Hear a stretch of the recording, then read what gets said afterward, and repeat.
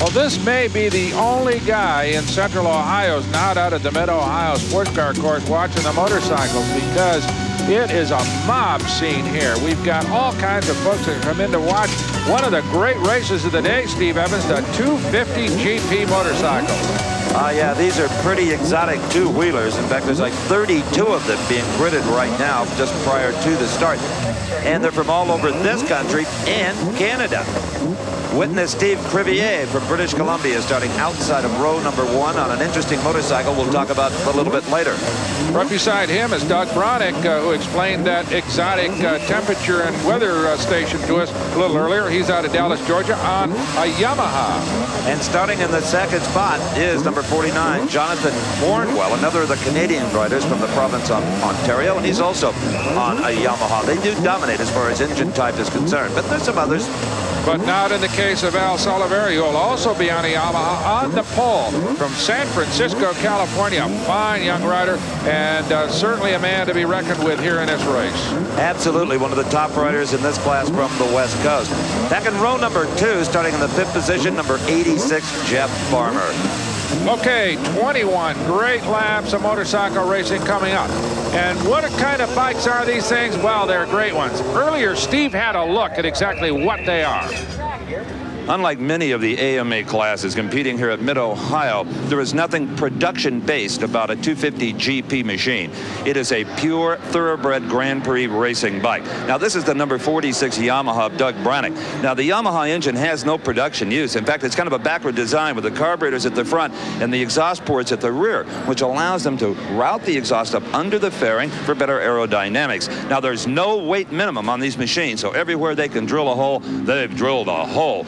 All of the fasteners are titanium or aluminum. They have trimmed this package down to 210 pounds. That's lighter than most dirt bikes, and it's quite a thrill to ride when you consider that the engine puts out 80 horsepower to the rear wheel and has been clocked at Daytona at 155 miles per hour.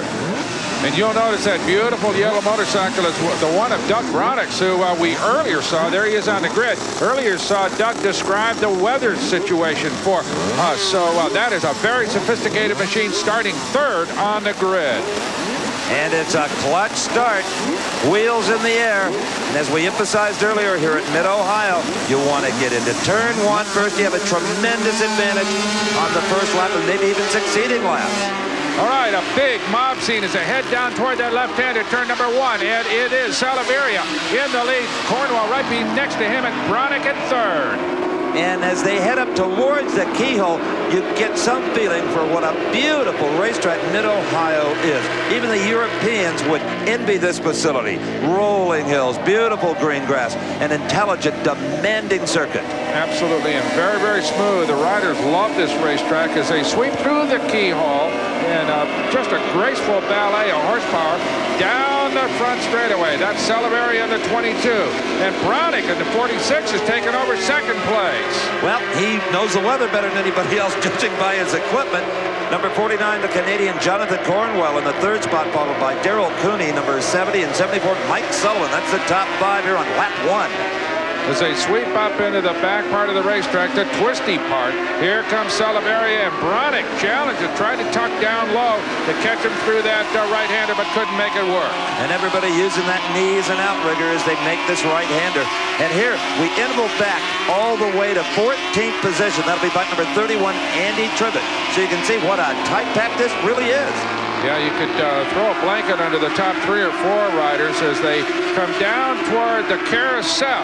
This is the left-hander going in there, and then there'll be a 180-degree corner here that kind of completes this 2.4-mile circuit here. This absolutely beautiful racetrack, great day for racing, and the rain is holding off. So these guys are riding on dry tires. And as this race unfolds, we'll try to determine maybe who has the better handling or the better power. Both or either can be an advantage here at Mid-Ohio because you've got the tight stuff and the long straights. Absolutely. As they head up one more time toward the keyhole, this is the 2nd lap, and Salaveria holding off Bronick at this point, but not by much. Brunick will try to get underneath Salaverry as they head through that sweeping right-hand 180-degree corner. And now, here comes the big horsepower down the long straightaway. Let's see who's got it. Well, Salaverry and Brunick are trying to break away from third and fourth. 49.70, Jonathan Cornwell and Darrell Cooney, but they really can't. Ooh, and drafted right in behind him did Brunick. He did. Brunick is on the outside of the corner, though. That's going to be a disadvantage, and Salaverry will be able to hold the lead. Doug tried to get him on the outside, which was somewhat of a tactical problem for him because he just wasn't set up properly for that right-hander at the end of the straight. Boy, it sure was pretty to watch, though. I mean, that is GP motorcycle racing at its very best. Rider machine is one. All right, there are your four lead riders. Here comes Salaverry. Brunick right next to him. 49, the Canadian Jonathan Cornwell. Right behind him, Darrell Cooney in the 70. Salaverry holding on, and he takes a quick peek over his left shoulder and got exactly what he thought he'd get. Doug Brunick breathing down his neck. A big yellow machine right behind him, or a little yellow machine in this particular case, but beautifully ridden by Doug Brunick. And look at this. Here comes 49, Cornwell, taking over second place from Brunick. He outbraked him going into the carousel and grabbed second place down the front straightaway. Cornwell was poised back there waiting for the ideal place to pass. He didn't want to bobble. He didn't want to try something and be unsuccessful and maybe scrub off some speed. And look at this, number 70, Darrell Cooney is going to try both of them on the Rotex-powered machine, but he had to back off or he'd been out in the grass. Unbelievable. I think we're going to see more challenges between Brunick, Cornwell, and Cooney as we watch the race for fifth. That's Mike Sullivan on the 74, Dale Franklin on 13. That is a pair of Yamaha 250s. Those guys back a little bit, but ready to challenge. Speaking of a challenge, number 46, Doug Brunick is mounting one on 49, Jonathan Campbell, and he makes it work. He takes over the second spot. So we've got yet another position change here. Salaverry moves out a little bit, but Cornwell gave way to Doug Brunick on a terrific pass on the outside as they headed down into the right-hander at the end of the long straightaway. And here we interval back to the fourth position, and that is Darrell Cooney. By no means is Darrell out of this thing yet. It just seems like they find power or they find some kind of bravery occasionally and make a tremendous move forward. Well, he fell back a little bit there. Remember, that's the Rotex-powered motorcycle, and he challenged for second very briefly coming off turn one just on the last lap. And there's the interval back to the fifth position, which is 74 Mike Sullivan, followed by Dale Franklin, number 13. As they sweep through that 180-degree carousel, here comes your leader, 22, Al Salaverry. Right behind him is Brunick, then Cornwell, then Cooney, then Mike Sullivan and Darrell Franklin in the fifth spot. Great racing here at Mid-Ohio. And it will continue all afternoon long. Stay with us.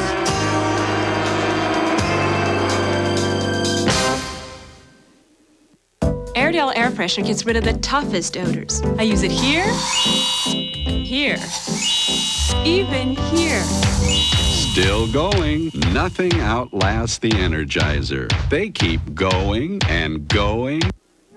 The next time your car is in the shop, remember, Fram oil filters protect your engine better because they stop more dirt the first time through than any other filter. Fram, you could pay a little now or a lot later. Engine repairs can cost you, so remember, Fram oil filters protect your engine better because they stop more dirt the first time through than any other filter. Fram, you could pay a little now or a lot later. This is not what you want in a shave.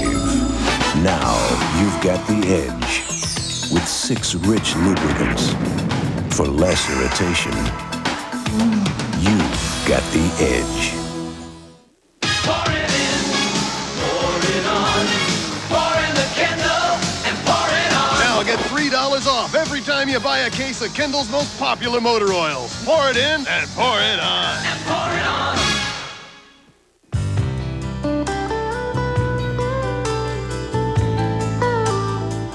All of these championship-winning drivers have one thing in common: Goodyear Racing Eagles.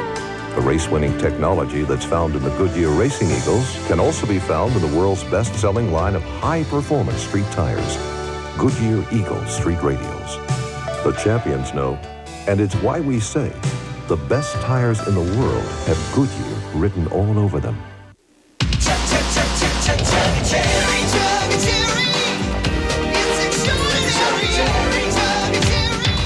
Still going. Nothing outlasts the Energizer. They keep going and going. You're watching great motorcycle racing action in the 250 GP motorcycles competing here at Lexington, Ohio on the Mid-Ohio Sports Car Course. I'm Brock Yates along with Steve Evans and Mike Joy, and a terrific race for 10th place, Steve. Absolutely. Number 94, William Himmelsbach, is in the 10th position. He may not enjoy it very long. No, he won't. Jeff Farmer in number 86 blew by number 94, and he is now in the 10th position. Farmer started back up in 5th spot, had some problems, now struggling back there a little bit as we, oh, look at this, the 94 of Himmelsbach has broken a chain. You can see it there. He is going to slide off the racetrack, and he's out of it. Unfortunate break. Up front, the battle continues between the Californian Al Salaverry on number 22 and the bright yellow machine number 46 of Doug Bronick from Dallas, Georgia. Salaverry has felt this pressure since the very beginning of the event. He's got to wonder to himself, is Bronick just enjoying himself back here in second, or does he have what it takes to pass me? Well, we're going to find out pretty quickly as they head down into turn number 1, and Bronick right on Salaverry's tail. And look at Bronick is moving on the inside as they head up toward the keyhole, and he will take the lead as they sweep into that left-hander. Great piece of riding on the part of Doug Bronick. This kind of riding is so difficult and requires so much perfection that even the slightest bobble by anybody will give you off a position, and that's what happened to Salaverry. It is almost imperceptible, but he got just an inch or two offline, and that was sufficient for Doug Bronick to not only take the lead, but to blow off that keyhole corner and open up an advantage down the long straightaway. Look at Jonathan Cornwell, number 49. He is joining this fight up front. Cornwell, they are now 3 abreast. Who comes out in front? It is Bronick. Doug Bronick on number 46 coming out in front. But boy, I'll tell you, he had to wonder what on earth was going on with Jonathan Cornwell. And look at Salaverry. Ducked back in underneath Cornwell to take back second. So these 3 riders now beginning to open up a little bit on the rest of the field. Just showing terrific skill and daring and just wild abandon. Wonderful motorcycle racing. It's as if Al Salaverry just tightened down his helmet one more notch and said, you can't do this to me. He's back in second, Jonathan Cornwell in third, Darrell Cooney in the 4th spot, Mike Sullivan in 5th, and who knows what will happen in the next 30 seconds. Dale Franklin, Steve Crevier, Lee Schertz, Don Green, and Jeff Farmer round out the top 10, but who's to know? Farmer, who's in 10th, might be up among the leaders in a minute. 46. Doug Bronick continues to lead it. Salaverry back in second place. Doug Bronick in that immaculate little yellow Yamaha 250. These motorcycles, the top 3 at least, are essentially identical machines. A little bit of tuning and some very exotic tuning, as Doug Bronick told us about. But for all intents and purposes, they are equal machines. And that's what makes this racing so good. It's rider-oriented. Back to that race for 12th. Number 16, Tom Paris. 92, Brad Lowe. 98, Martin Miller. They are 12th, 13th, and 14th. 15, Andrew Tribbett. 43, Brad Sawyer in 16th. Rick Tripoldi rounding out in 6th, 17th, and 44. And here is Al Salaverry retaking the lead over Doug Bronick. He had been pushed back to 3rd. Then he came back around Jonathan Cornwell. And they're right back the way they were about a lap and a half ago. As they come down through the S's, Al Salaverry, the rider from San Francisco, California, as they sweep through those corners in the back part of this racetrack. Salaverry now has himself maybe a 1 motorcycle, 2-3 length lead on Bronick. And as you said a little bit earlier, he was back in 3rd place. Terrific racing. But here comes Bronick again. There, and on the inside, he tried to cut underneath Salaverry. Couldn't make it work. And look at Cornwell. Cornwell is going to try to take him on the high side through the carousel. I think Bronick is having a hard time figuring out where Cornwell is going to try to take it. Cornwell darts back and forth, inside, outside. There's no way of knowing what he's going to try. Well, this race is so tight that they've not only got to try to pass the guy in front of them, they've got to continue to worry about the man immediately behind him, because one slight move offline will give the guy behind him an opportunity to get by. Another pretty good tussle going on for the 6th position. Number 73, Steve Crevier, and number 74, Mike Sullivan. 73 and 74 running 6th and 7th. Good race back there. These guys doing a good job as they head up toward the keyhole.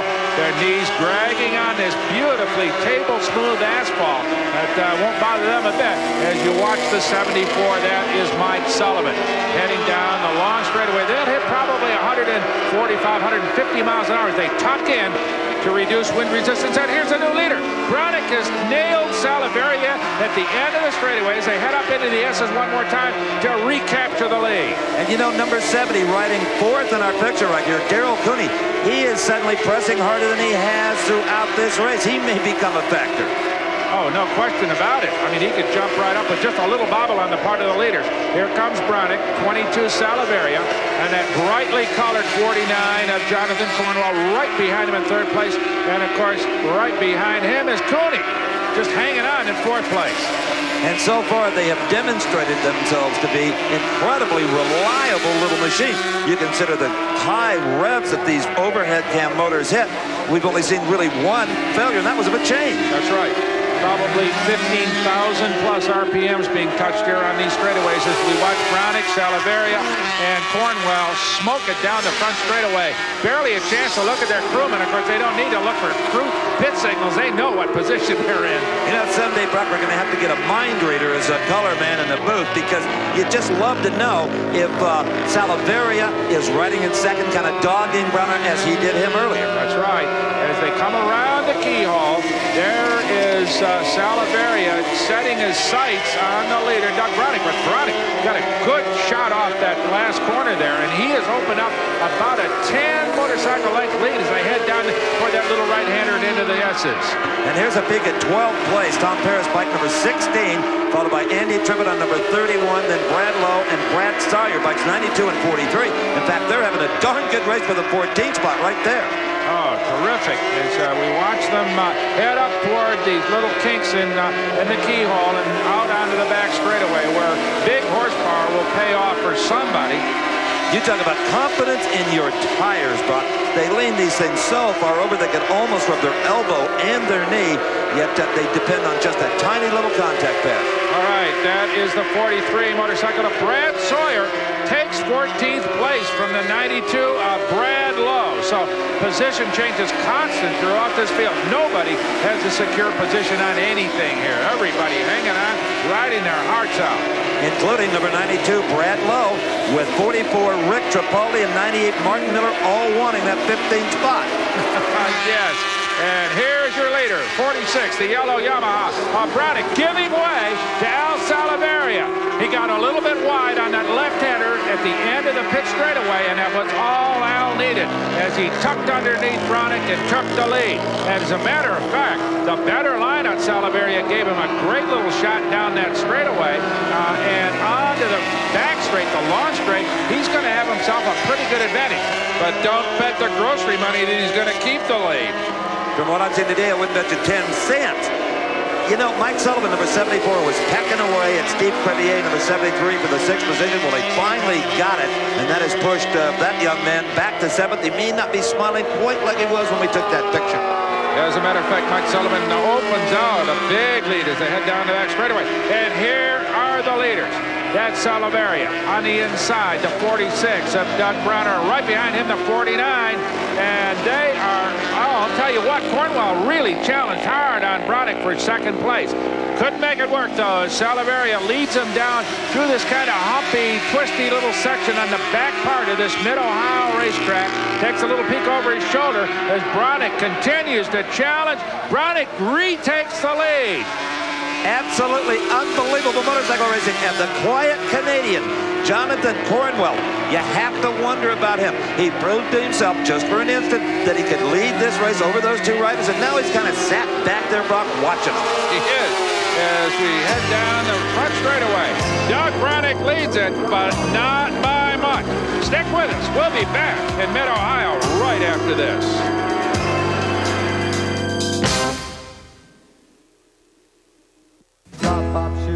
The year was 1957. Ike was in the White House, and America was enjoying itself. We swooned over Elvis and rocked around the clock. Fast food and fast cars were the new entertainment, and the 57 Chevrolet Bel Air became America's dream machine. Recognized as a classic, the 57 Chevy remains one of America's most sought-after cars. No automobile in history more perfectly represented the wild, carefree spirit of its time. And now, the Danbury Mint has recaptured that spirit in this meticulously engineered die-cast metal replica of the 1957 Chevy Bel Air convertible. Truly a legend you can hold in your hands, this exquisite replica is a masterpiece of craftsmanship. Its body, chassis, drivetrain, and engine block are all crafted in heavy die-cast metal. The body hand-sanded and painted, oven-baked, buffed, then painted and baked again. More than 150 parts are inspected, then hand-assembled. When completed, it's hand-waxed and inspected once more before delivery. Meticulous in every detail, doors open and close. The hood lifts, revealing its history-making 283 cubic inch V8. Why, even turn the steering wheel and the front wheels respond. Perfect in every detail, from its golden grille and headlamp eyebrows to its sweeping tail fins and backup lights. From the undercarriage, more authentic detail, right down to the spare tire well. This extraordinary replica is available exclusively from the Danbury Mint and is not sold in stores, yet it is priced well below what you'd expect to pay for a replica of this superb quality. So use your credit card and call this toll-free number now. We'll send you your car and charge your account just $29.50 a month plus shipping for 3 months. Your satisfaction is guaranteed. Call now to bring back those precious memories with your replica of the 57 Chevy Bel Air convertible, the car that personifies that free spirit of the 50s. Call now. The number is 1-800-767-1300. That's 1-800-767-1300. I love TNN. I love the Nashville Network. You can see Ruben McIntyre. You can see the Oak Ridge Boys. They're great. I love it. I'm late for work, but thanks a lot. Y'all have a good day.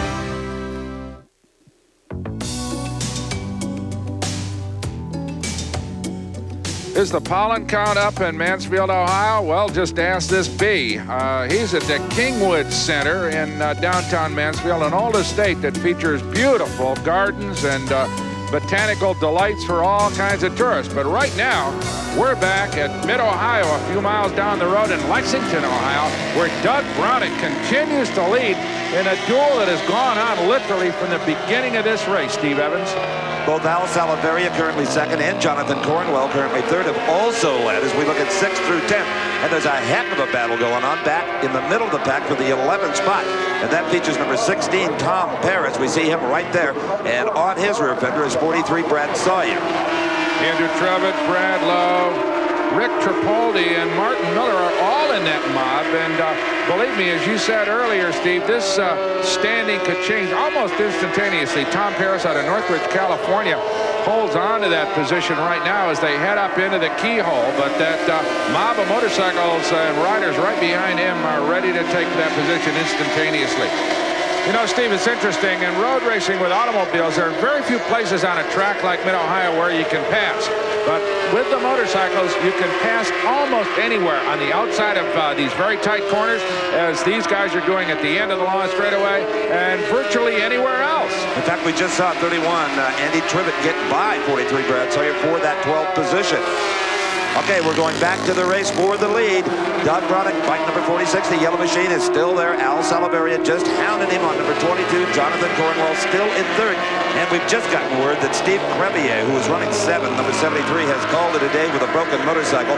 Doug Browning, he's not concerned with anybody right now, but the rider right behind him, number 22, Al Salaveria.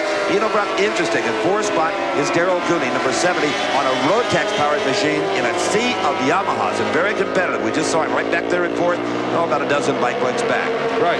Salaveria, just a brilliant rider. Remember, he was a quick qualifier here. He's trying to get underneath Browning there at the end of the straightaway. It's not working. Browning takes a good wide line in there and makes it difficult. But look at this. Salaveria tried to duck underneath him as they head up into the S's. And again, Browning holds him off. And there we can see the rider we were just talking about, Darrell Cooney, on that Rotax-powered machine. You know, Brock, as cool as it is today, I don't think fatigue is any kind of a factor here. These guys are so loose on these bikes, they never tend to get muscle-bound at all. The machines are fairly lightweight, a little over 200 pounds. It shouldn't be any kind of a decider. Well, let's not forget that these men are true athletes. Motorcycle competitors are much more athletically inclined than their car-driving counterparts, because as you can see, it takes tremendous coordination and balance, obviously, to ride one of these things competitively. And many of these riders spend an awful lot of time doing things like aerobics and even ballet. We've hit the halfway point, as you can tell by that signal, more than they do pumping iron. They don't want the big muscles. They want to be lithe and strong. At this halfway point, let's go to Brock in the pits. Steve, I'm with John Hasty, Doug Brownick's owner, and you were telling me a little earlier, John, that when Salveri got in front of you, that he knocked about a half a second off your lap times. Is that right? Yeah, Brock. Every time 22 bike gets in front of us, lap times go up about 0.5 of a second. So apparently he's slower in some turn there. Well, now you're a little bit better in halfway, and he's pulled out a little bit of a lead. What do you think? You think he can hold on? He's got, last time he came by, he had about 5 lengths on him. I hope so, but it's a crapshoot. This is 250 racing. That's great. Great stuff. And this is the biggest lead, the one Brownick enjoys right now, that any rider has had throughout the course of this event. But plenty of competition in the middle of the pack, especially for the 10th spot. There is Tom Paris on the red number 16, followed by Andy Tribbett on 31, and Brad Sawyer, number 43 from Fort Worth, Texas. Now, all 3 of those riders are on Yamahas. Most of the field now, except for the rider running fourth, Daryl Cooney, are on Yamahas. And we had talked about Steve Crevier going out earlier. He was on an older Italian-built motorcycle, an Aprilia, and it was quite competitive until it expired. It was. But right now, the domination of this particular race belongs to Yamaha. They've concentrated very heavily on it, obviously, and their professional riders are really doing a good job. As 98, Martin Miller moves by Brad Sawyer on 43 to take over 12th position. And Brad Sawyer may not enjoy 13th for too long, as behind him is 92, Brad Lowe. Brad Lowe moving up, and Brad Lowe nails him on the inside. But look at this. Here comes 43 Brad Sawyer to retake that position from Brad Lowe. So those guys really going at it in the S's on the back part of this racetrack. And, you know, Brock, we haven't heard any talk among any of the teams that tire wear might be a problem. The day is so cool, and as you pointed out, this Mid-Ohio surface is so smooth that tires could last a good long time, maybe even more than one race. Well, as we said earlier in the show, that there was some concern about the weather, but right now the sun is almost out. It's cleared up pretty well, and there's absolutely no concern about any need for rain tires as we watch these guys lay these motorcycles down, defying gravity almost, as they head out onto the front straightaway. And here is that race for 10th. The red bike number 16, Tom Paris, is in 10th. Andy Tribbett on 31 is right behind him. As we watch Parrott and Tribbett downshift and brake through that big sweeping left-hander in turn number 1. And now let's go to Mike Joy, who's in the pits with Steve Crevier, who just fell out with that rare little Aprilia motorcycle. Steve, what happened to put you out? Got bad from the beginning. I kind of fried my clutch off the start line, and first lap coming out of the, I guess call it keyhole, knocked my first gear out, and then on in, I guess that's history, and then it started spewing oil, so I decided to drop out. The old Aprilia, she's just not so happy anymore. It's the way it goes. That's racing. Good luck next time. Thank you. When you start spilling oil on one of these machines, you park it, Brock. That's the last thing you need is one drop of oil under a rear tire. And we have got a change up front. Jonathan Cornwell, rider number 49, has moved past Al Salaveria to take over the 2nd spot and is tangling right now with the leader, Doug Brownick. As they sweep underneath Jim Bonner in the 27.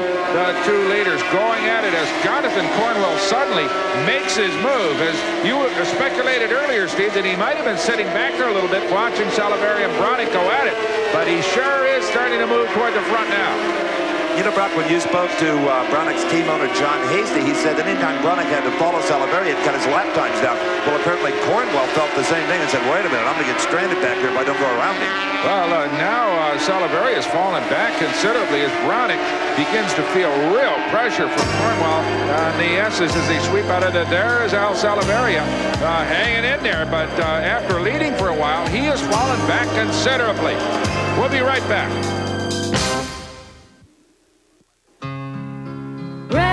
Precious memories, how they linger. Barbara Mandrell. Some of my most precious memories are of the beautiful gospel songs we all sang through the years. These are our songs of faith and love. And he walks with me, and he talks with me. Now, Heartland Music presents Barbara Mandrell. in one of the most moving gospel treasuries ever recorded. This is my story. This is my song. Praising my Savior all the day long. It is no secret what God You'll feel Barbara's deep personal faith what he's done in every beautiful song. He'll do for you. I will cling to the old rugged road. But remember, this special Barbara Mandrell 2-record treasury is not sold in stores.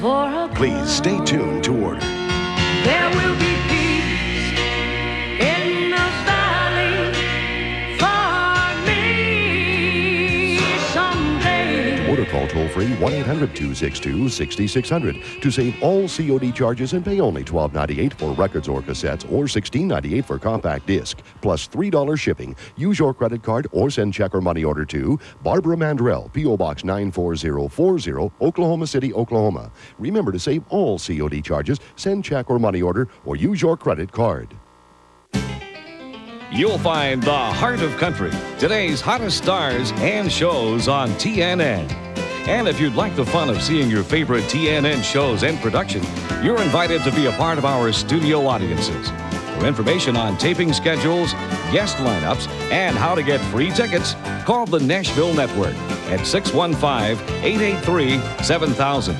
Special arrangements for students and senior citizens groups are available. Welcome back to the EBC Brakes Performance Classic Motorcycle Competition here at the Mid-Ohio Sports Car Course. I'm Steve Evans along with Brock Gates and Mike Joy.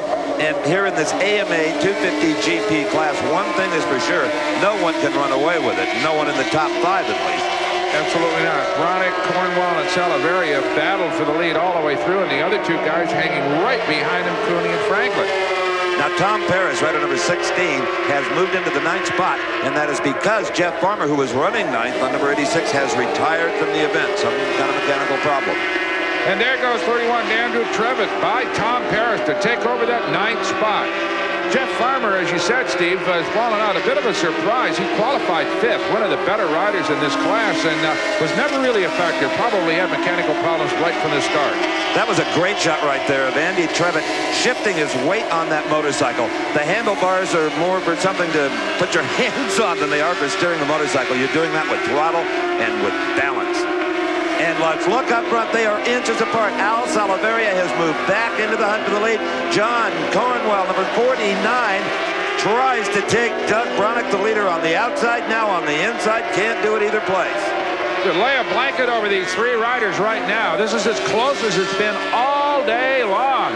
As we watch Salaveria fall back just a little bit, but Cornwell continues to just ride all over the rear fender of Doug Bronick, and he's going to try to take him. In fact, he will take the lead as they come out of the S's on the back part of this course. Doug Bronick could not defend his position. Cornwell beautifully executed that pass. The Canadian, who started number 2 on the grid, is now number 1 in the event. So Jonathan Cornwell, the young rider from Georgetown, Ontario, Canada, holds on to this lead. In fact, extends it a little bit as he heads down the front straightaway. Come on, Hank. And there's his crew, and Hunt is coming on, no question about it. Doug Bronick just got a little bit snookered, don't you think, Brock? Well, he got a little wide in that corner, and as we said earlier, just a matter of a few centimeters, a silly little millimeters, they used to say, is enough to put you back into second place. And there's Cornwell, but now Bronick coming back at him as they head up into the keyhole. And let's not forget 22, Al Salaveria is just sitting right back there in 3rd. He led it for a long time, but it looks as if maybe Al's got a little bit of a disadvantage on this straightaway. Look, he falls back a little bit. But look at Bronick, who blows right by Jonathan Cornwell to retake the lead on the long straightaway. And here comes Salaveria. Hard braking, challenging for 3rd. 3 abreast into the corner, and Cornwell retakes it. Salaveria into 2nd. That is sheer bravery. especially on the part of 49 Jonathan Cornwell. Oh, now Salaveria enjoys the lead again. What is going on here? Unbelievable. Half a lap ago, Salaveria was falling back in third place. He has now jumped out into a lead. Terrific racing. We've seen the lead change 3 times in half a lap here. And Salaveria now suddenly begins to pull away. And Doug Cornwell, who was enjoying first place, now struggles to get back up into the lead. And Bronick, who held it down the back straightaway and showing real power, is falling back, Steve. Well, the last time that Cornwell passed Bronick seemed to take a deep breath and let a few corners go by, collect himself before re-attacking. He's done that already now, and he may be coming on. All right, here comes the yellow 46. Bronick trying to get underneath Cornwell, and he does. He will take second as I head into turn number 1 and up toward the keyhole. Well, this has a mentality similar to NASCAR stock car racing. Al Salaveria and the rest, what really matters is where you are on the last lap of this event. As I said a lot, skinny tires make for great motorsports because the machine itself is so unstable that it becomes a question of the rider's or the driver's skill. And that is exactly what's playing out here. Just a slight bobble. Here comes Bronick by to take the lead once again. Bronick, no question, Steve, has more power down the back straightaway than the other 2 riders. Oh, no question. And I wonder about Salaveria. His bike seems to lack a little punch out of the corners. Once it gets its momentum up just like that, it'll fly. But maybe just for a second there, it doesn't want to move. What a terrific ride. Once again, Salaveria retakes the lead in the S's. Some of the most difficult sections and corners on this racetrack, but he rode through there beautifully. And notice that Bronick gave way, too. Terrific riding on both those men's parts. And let me tell you what, when you're not surrounded by a steel roll bar, you give way a little more than you might. Terrific competition, great riders, great competitors. As we watch Salaveria catch a little bump there, and that was enough to permit both Bronick and Cornwell to get by. He got a little wide in that corner. And an improving reaction from Doug Bronick's crew down on the pit wall as they get one more lap time on it and display those times to him every time around, and they like that one. Boy, this is like sprint car racing. These guys are absolutely equal. As Al Salaveria retakes second place from Cornwell as they head down toward the keyhole. But right now, Doug Bronick seems to have a little bit of an advantage. He's pulled out as we'll watch these guys head up toward the long straightaway where he does have an advantage. Right now, let's go to Mike Joy with the Cornwell pits. Alex Mays is John Cornwell's mechanic, and boy, he's right in the thick of it. And he's going good today. Now, how about these lap times? They've come down a good, what, 3 seconds since this race started? Well, I'll take a look at the chart. About 2 seconds, yeah. But most of the guys we're playing it cool for the first couple of laps to get the tires up to temperature. Make you nervous, see him running this close? Sure it does. It scares the death out of me. Well, Al Salaveria outbreaks Bronick at the end of the long straightaway to retake the lead, but Bronick re-challenges on the inside line down through the S's. Can't make it work. Salaveria leads. We'll be right back in Mid-Ohio.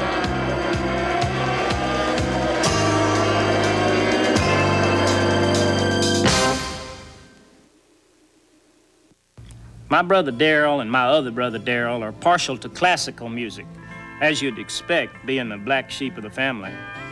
I, however, prefer country music. It's real music for real people.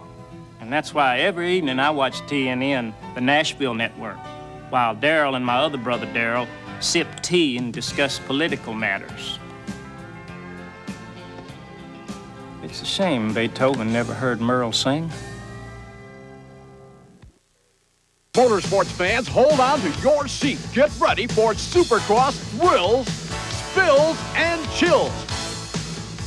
This new home video is packed with the most outrageous and unbelievable moments in Supercross. We'll put you smack in the middle of the action with Jeff Ward, Rick Johnson, Damon Bradshaw, and other Supercross stars as they battle wheel to wheel. From start to finish, it's the best of the best.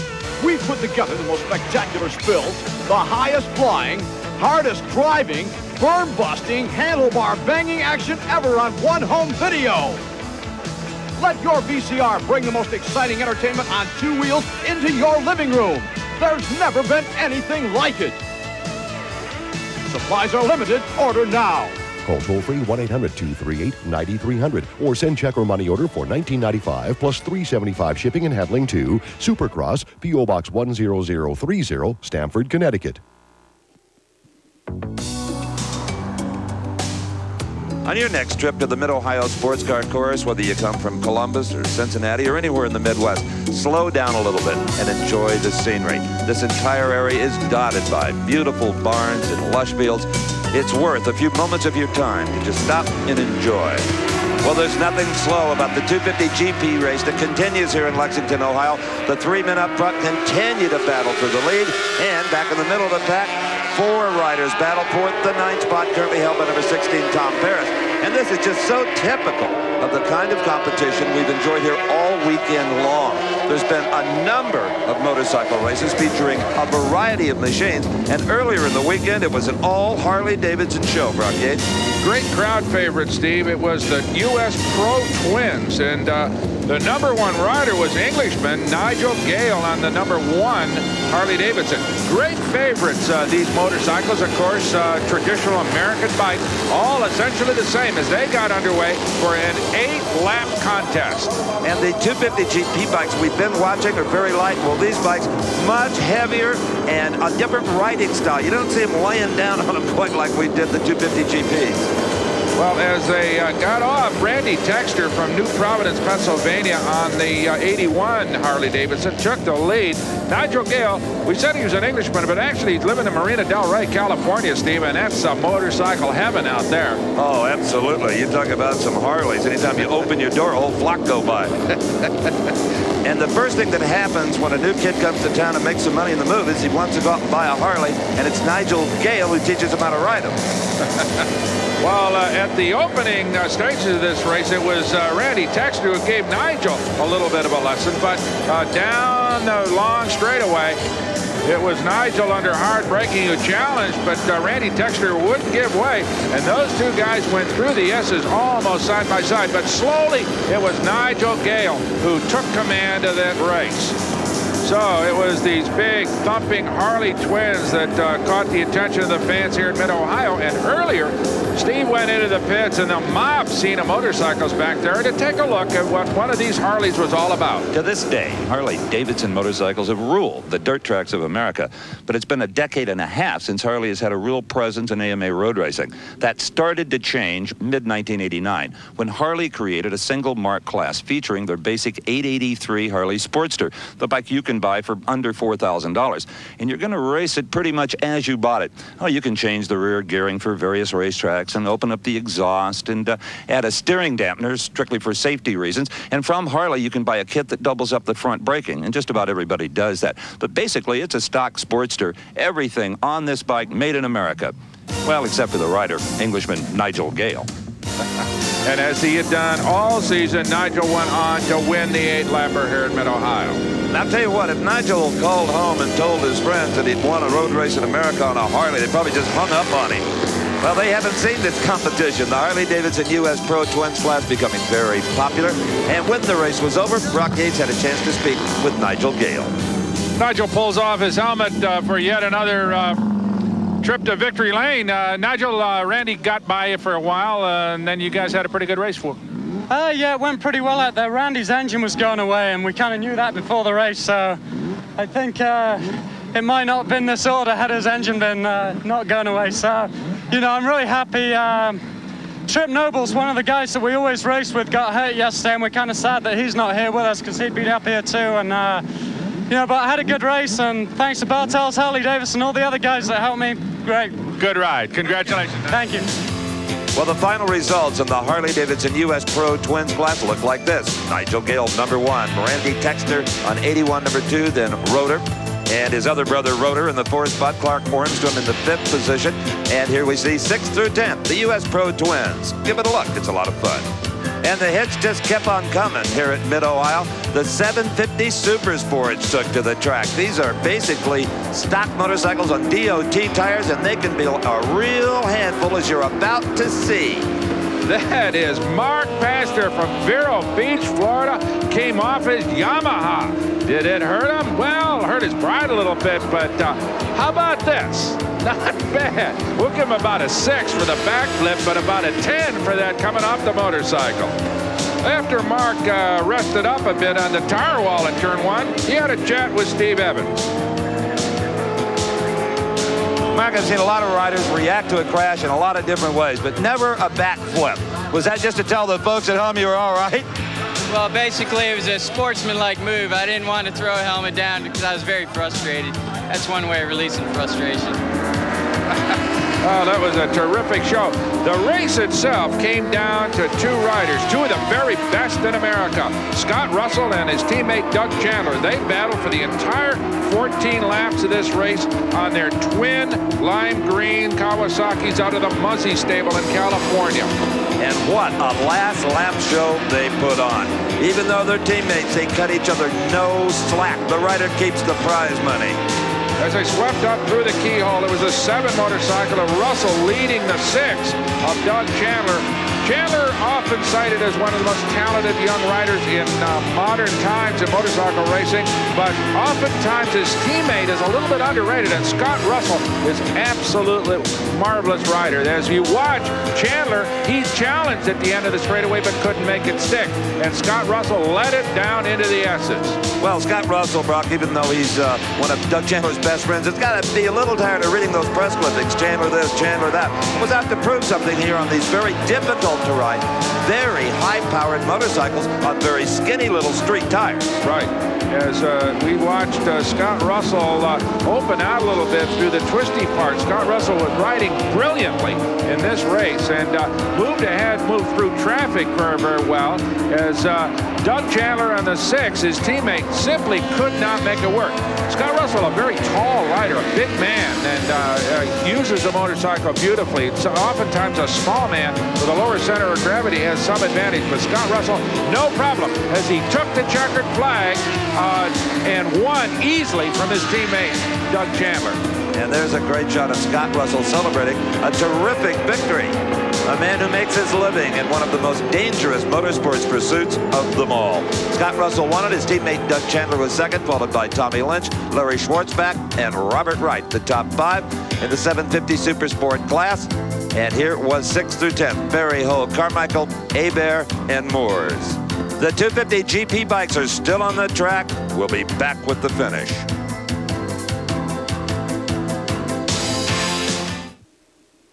Started slowly. Before I knew it, the damage was done. To prevent water damage, millions trust their homes to Thompson's Water Seal. Its unique formula penetrates wood, concrete, and brick to lock water out like nothing else. It's the #1 seller, Thompson's Water Seal. New Jet Dry Ultra with Film Fighter Plus works like magic. It removes the dull film that builds up on dishes, so they're ultra shiny, ultra clear. And we mean ultra clear. Jet Dry Ultra. Ultra shiny, ultra clear. Pour it in, pour it on, pour in the Kendall and pour it on. Now get $3 off every time you buy a case of Kendall's most popular motor oils. Pour it in and pour it on. And pour it on. Joe Amato. When he goes out for a Sunday drive, he goes with Autolite. But Monday through Saturday, Joe goes one better. Autolite Platinum, the premium performance plug for your everyday driving. This Joe's not your average Sunday driver. And Autolite Platinum's not your average everyday plug. What if Hank Williams had a chance to play one farewell show? I could get the blues better than any man alive. Just imagine, Hank Williams, the show he never gave. Monday on TNN.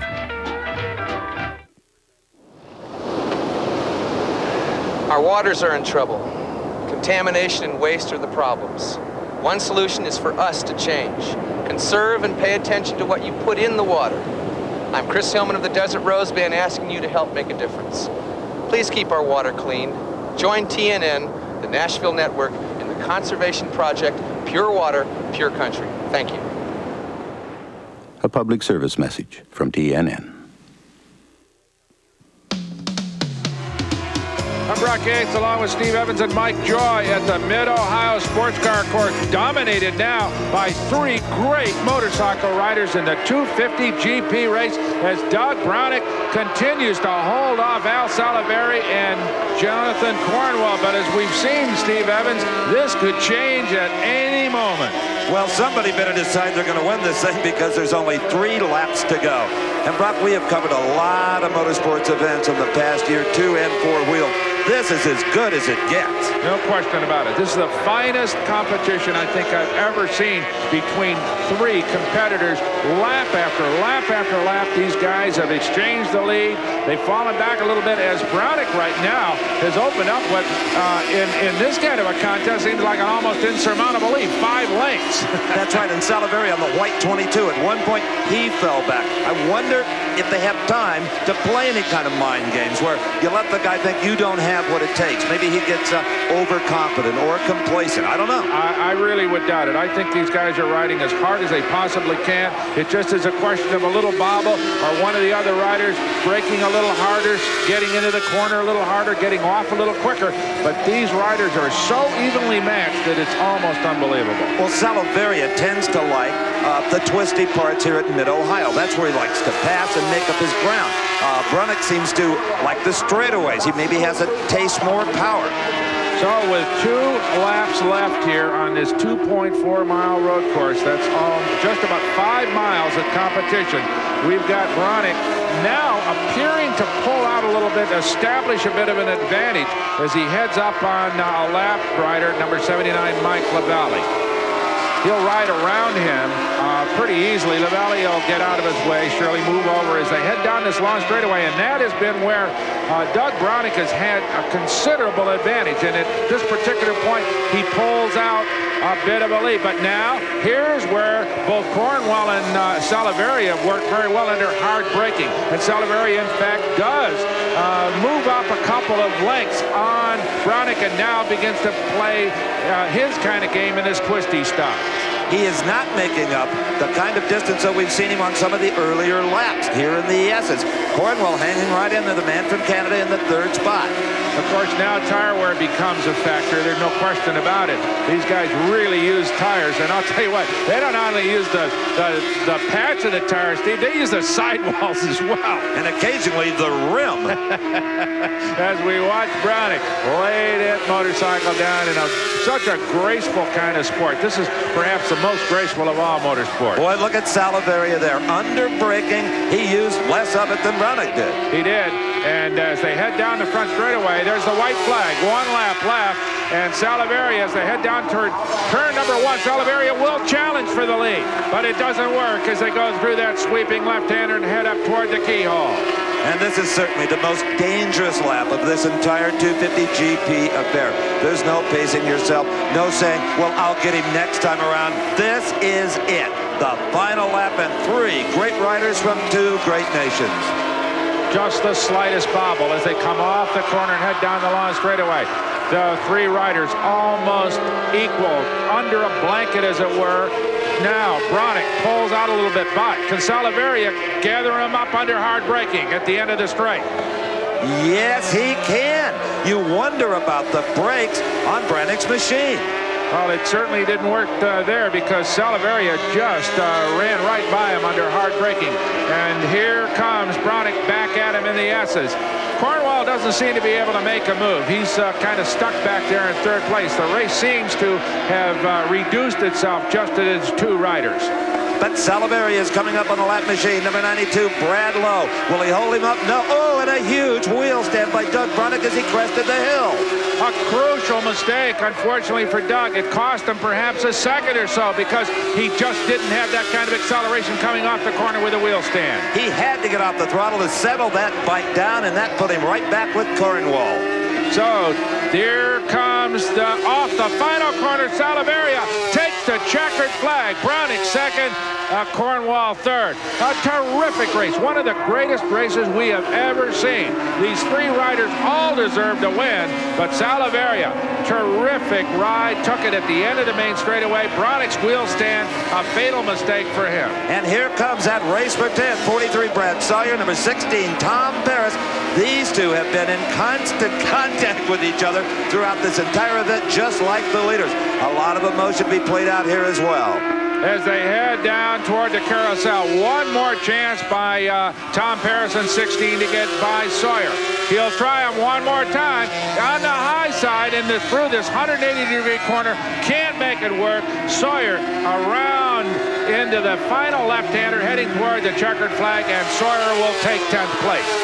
What an incredible competition, the AMA 250 GP. As Brock said, well, one of the best races we've ever seen, no matter the amount of wheels involved. We'll be back to talk to these very special athletes. Stay with us.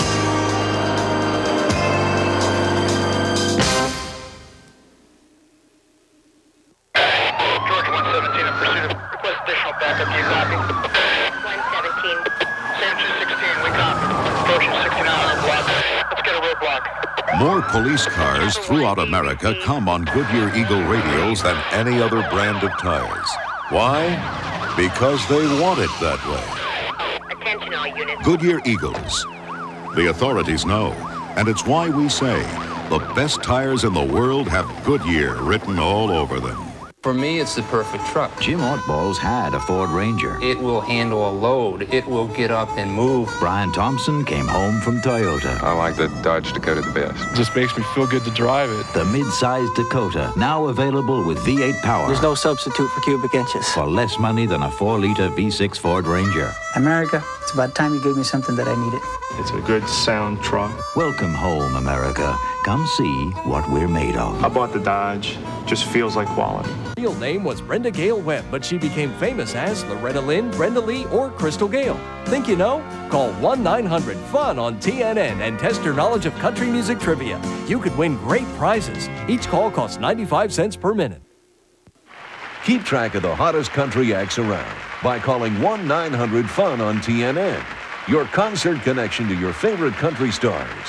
Find out who's performing when and where. Each call costs 95 cents per minute. We thought you'd like to know. Delbert McClinton's raw, earthy sound reflects his Lubbock, Texas roots. In the early 60s, he went from playing Lone Star bars to touring England with the Beatles. Today, Delbert lives in Nashville and is busy writing and performing. He wrote 5 songs on his new album, I'm With You. This soulful singer is also listed as one of the world's best harmonica players. We thought you'd like to know. From TNN, the heart of country.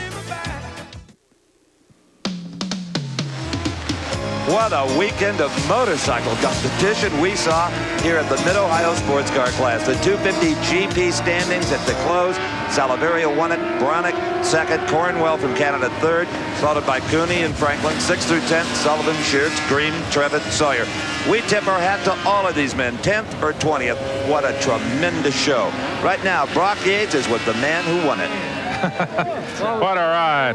Oh, was that a race or what? Yeah. Take your helmet off. We'll have a chat with you, Al. Congratulations. Well, let the man get unhooked here for a minute. Probably one of the greatest road races ever performed here by these 3 guys. This man took the lead on the final lap on the S's. Al, yeah. I saw you back in 3rd place a couple times, and I saw you in 2nd for a while. I saw you lead a lot, and then all of a sudden you came out of nowhere. You took a shot at him down here in turn 1, and that didn't work, and then you got him on the S's on the last lap. Yeah, I drafted him down the back straight, and just I like braking really deep, and I just went underneath him and got him. And it was I figured once I got by him down the back straight, I'd be able to hold him off, and that's what I did. Now, when you get it, I'm sure you got into this deal after halfway. You knew that you weren't going to get away from Doug and Jonathan, but what are you trying to do in a situation like that? You know nobody's going to carve out a big lead. Yeah, a situation like that, if you just can't break away from the pack, you just stick right with them and just use your strategy. Great ride. Super. Yeah. Congratulations. Thank you. Okay. Now let's go to Mike for 2nd place. Doug Bronick comes home in 2nd place, and how many times did you guys trade the lead back and forth? I don't know. I stopped counting after about 10, I think. It was a great show. You had the lead going in the last lap, and what happened? Well, Al was better on the brakes at the end of the back straightaway in turn 5 than I was, but I was a little better driving out of, I think it's turn 11 back to here in the back. So on the last lap, he got by me into 5, and I was going to get back by him coming out of 11 and up to 12 and 13, and a lapped rider was in my way, so I had to slow down a little bit for him in turn 11. When I got on the gas to come out of the turn, the bike was just at the right power band. It wheelied straight up, and I lost my drive having to get the wheel back down, so couldn't try another pass. Talk about a moment in racing that demands instantaneous reaction. The wheel stand by Doug Bronick probably cost him the 250 GP here at Mid-Ohio.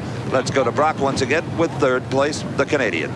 Jonathan, I don't know what to say. It was a fantastic race by all three of you guys. You just hated to see somebody take second and third. You all deserved the victory. It was a great ride. Yeah, it was pretty good. I was just kind of hanging back there. I didn't think that I was going to be able to stay with those guys at the beginning because what the heat race times and all. And then when I just started to ride with them, I just kept pushing and pushing and pushing. I found out that I could go faster and faster and faster. And I thought, well, hey, I'll just hang with these guys for a while and see what the case is. And I kind of got surprised by the last lap flag because I was looking up at the board. I couldn't see my pit board, and I didn't realize that it was the last lap, and I went, oh my gosh, you know, I was a little bit too far back to be able to do anything. Where was your motorcycle really working best? I could, through the back section, I could drive through most of those turns a lot faster than they could. I seemed to have my gearing for that section a lot better, like coming out of 11, I could drive down into 10 or 12 and 13 and stuff.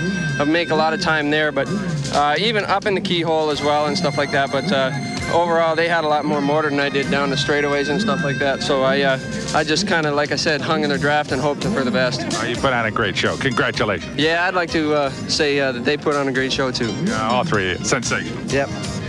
Great riders and great sportsmen. We salute all of the winners this weekend here at Mid-Ohio. We certainly have enjoyed our visit to the EBC Brakes Performance Classic.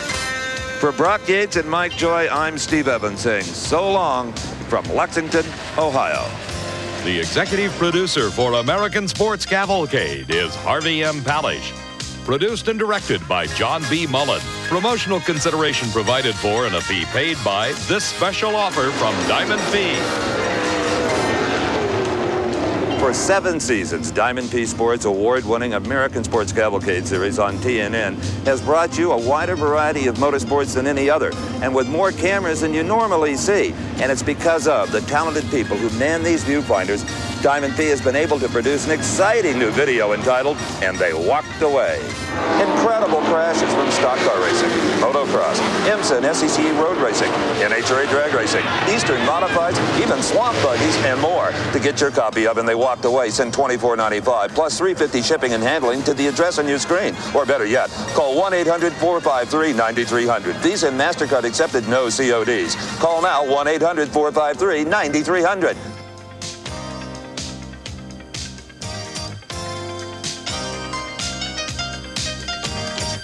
The American Sports Cavalcade is a presentation of Diamond P Sports.